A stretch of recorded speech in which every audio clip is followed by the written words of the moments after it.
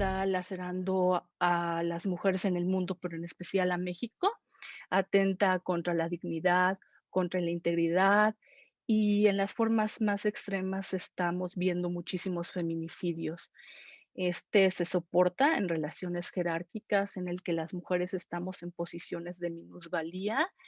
La violencia en México es alarmante, lacerante, es algo que tiene que estar en todas las agendas públicas y políticas, y hay que decirlo, la violencia tiene vasos comunicantes con otros tipos de violencias, o sea, pues las feminicidas, etcétera.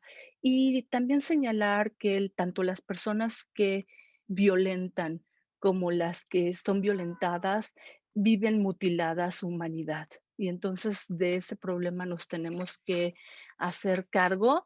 Un antídoto para la violencia es una educación feminista. Hace poco dijo Sara Lovera en sus redes sociales que todas nosotras ya somos producto de este movimiento feminista, de este feminismo que está en las universidades, de estos estudios de género, en donde nos hemos convertido en agentes de cambio. Ya tenemos esa cultura feminista, y estamos luchando contra la impunidad, estamos sumando nuestras voces contra el olvido, el borrado de las mujeres, por supuesto, contra el feminicidio y contra todo tipo de violencia.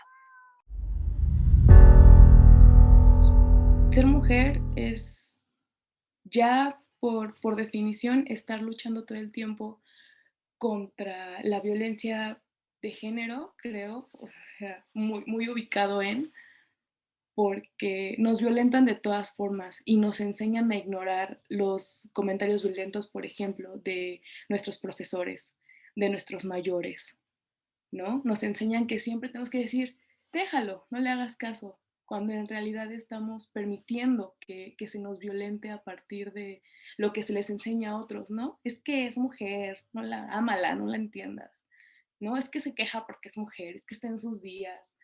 Y eso solamente en nuestro círculo cercano, en cómo nos comportamos, cuando nos enfrentamos a la vida, a la escuela, al sistema, ¿no? Y un profesor le está enseñando a los demás cómo son las cosas. Yo me acuerdo muchísimo, estoy en la rama de producción audiovisual, que decían que en sus tiempos, cuando todo era más normal, la mujer estaba frente a la cámara porque detrás de la cámara estaba la chamba, ¿no? Entonces, toda una generación de productoras audiovisuales que éramos más en el grupo, escuchando cómo tres personas se rían del comentario porque es chistoso, porque estaba bien, ¿no? Entonces, creo que en nuestra carrera, hablando personalmente de las productoras y también de las universitarias, de las profesionistas, ¿no? De las que tienen un oficio, nos hace falta un sistema más educado y una sociedad más educada que deje de violentarnos todo el tiempo de todas las maneras posibles,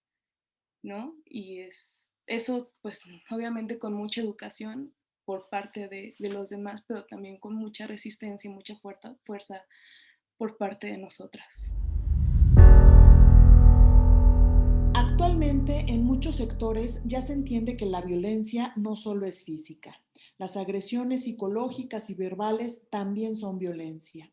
Me parece maravilloso el violentómetro que diseñaron en el Instituto Politécnico Nacional y que promovemos en diversas instituciones educativas, ya que se expresa con amarillo los grados de violencia más sutiles y van subiendo de tono a naranja hasta llegar a rojo según la gravedad de la violencia, siendo el asesinato el grado más alto. La violencia entre seres humanos se ejerce en todos los sectores, pero tenemos claro cuáles son los más vulnerables. Y tristemente, en muchos espacios, las mujeres continúan siendo agredidas sistemáticamente en diversos niveles y grados, como lo señala dicho violentómetro. Por ello, recomiendo que todos lo conozcamos con el fin de generar conciencia y asumir el hecho como algo inaceptable para disminuir la agresión que sufren desde niñas hasta ancianas.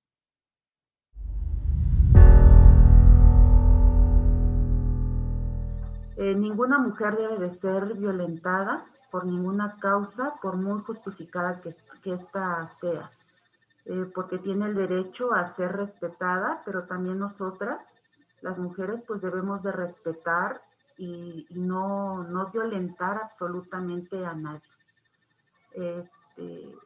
Porque muchas veces también nos gana, ¿no? El de repente violentar a otra mujer o a otra persona, ¿no? Hasta los hombres también. Entonces, si queremos ser respetadas, también hay que respetar.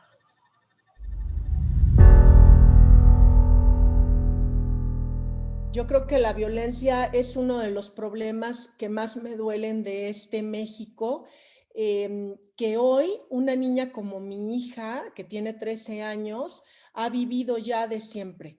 Pero yo sí crecí en un México en el que, si bien siempre han estado estas violencias persistentes, en donde el hecho de salir a la calle puede pues generarte, por decir lo menos, un mal rato, ¿no? Siendo mujer en México es complicado de repente incluso transitar, ¿no? Sí que es verdad que de un tiempo para acá las cosas se han puesto muchísimo peor. Yo creo que la violencia se da en muchísimos niveles y mucha es invisible, pero a mí me gustaría ahorita tomar la posibilidad de platicar contigo con ustedes, para hablar también de las violencias visibles, porque yo creo que es violento que un profesor a una alumna le haga una broma acerca de cómo está vestida o de si le puede ver o no las piernas, ¿no? Y que las mujeres en el salón se sientan obligadas a reírse con una risa claramente incómoda, pero al no saber qué hacer, y los chicos no ayuden a la compañera, ¿no? Ese es un tipo de violencia dentro de un salón. Hay otra violencia que se da en los ámbitos laborales, y aquí yo voy a referirme mucho, pues, por ejemplo, a la ciencia y la tecnología, que son ámbitos en donde típicamente las mujeres están pobremente representadas, y cuando están representadas, incluso si el porcentaje de hombres y mujeres es más o menos semejante, pues parecido, equitativo, de todas maneras, lo que sí sabemos es que las mujeres no están en los puestos de poder prácticamente jamás.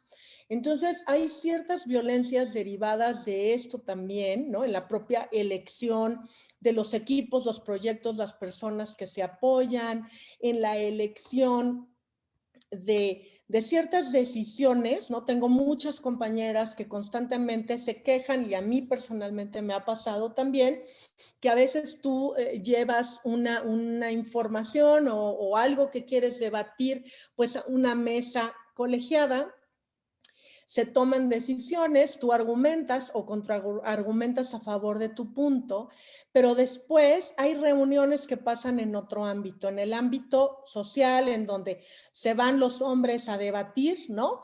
Y a pasársela bien, y cuando regresan la decisión se tomó finalmente en otra parte. Entonces, este tipo de cosas va mermando nuestras posiciones, ¿no?